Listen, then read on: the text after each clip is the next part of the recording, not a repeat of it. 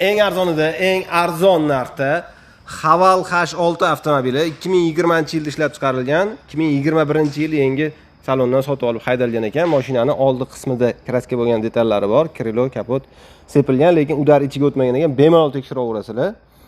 Xo'p, o'zining firminniy diskalarida balonlarning holati yaxshi turibdi. Bitta ikkita bunaqa nomiga qirilib qolgan, bunaqa shilinib qolgan joylari bor, lekin but-butun mashina ekan. Hamma yog'ini bemalol ko'rib tekshiraverasizlar. Probegi ham 43 000 kilometr bo'libdi. Ko'p yo'l bormagan. Pultlari bor, mana hamma narsasi joyida ishlab turgan ekan, xullas. Texnический va elektronikada hech qanaqa defektlar yo'q ekan. Bemalol hamma yog'ini ko'rib tekshiraverasizlar. 2021-yildan haydalgan Haval H6 avtomobili. Buni odamlar 35 mingdan olgan. Hozirgi kunda ham 18-19 kamida so'rashyapti, 20 so'rayotganlar ham bor. Eng arzonida bu mashinani olib maza qilib haydab yurishingiz uchun narxi 15 500 ulgurib qolinglar, bosib olinglar.